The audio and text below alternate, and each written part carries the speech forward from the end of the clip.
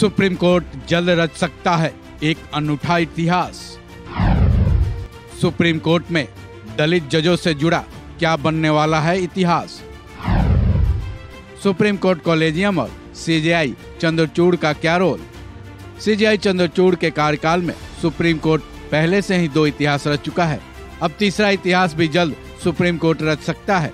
Supreme court में कुछ ऐसा हो सकता है जो कि इसके इतिहास में पहले कभी नहीं हुआ है। यह मामला सुप्रीम कोर्ट के दलित जजों, सुप्रीम कोर्ट कॉलेजियम और सीजेआई डीवाई चंद्रचूड़ से जुड़ा है। साथ ही केंद्र सरकार का भी इसमें बड़ा अहम रोल होगा। अगर केंद्र सरकार सीजेआई की अध्यक्षता वाली सुप्रीम कोर्ट कॉलेजियम की एक सिफारिश पर मुहर लगा देती है, तब सुप्रीम कोर्ट में न केवल एक इतिहास बन जाएगा बल्कि वो एक रिकॉर्ड भी होगा।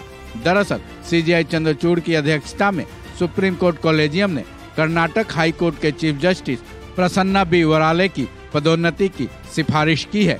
केंद्र सरकार जैसे ही इस सिफारिश पर अपनी मुहर लगा देगा, सुप्रीम कोर्ट एक इतिहास को रच डालेगा।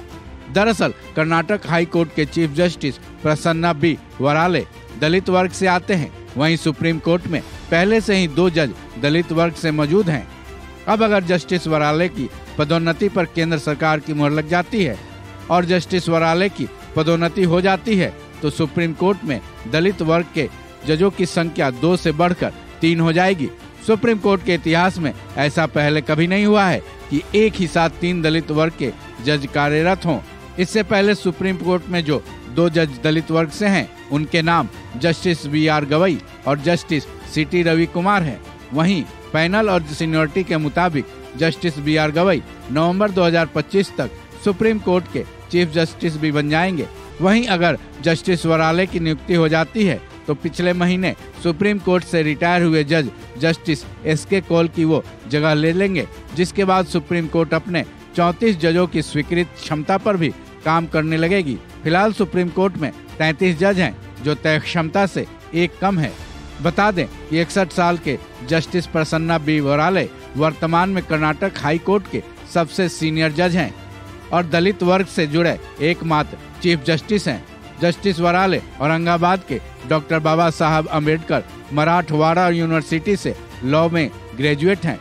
लॉ करने के बाद शुरुआती 2 दशकों तक उन्होंने सिविल, क्रिमिनल, लेबर और एडमिनिस्ट्रेशन लॉयर के रूप में काम किया है।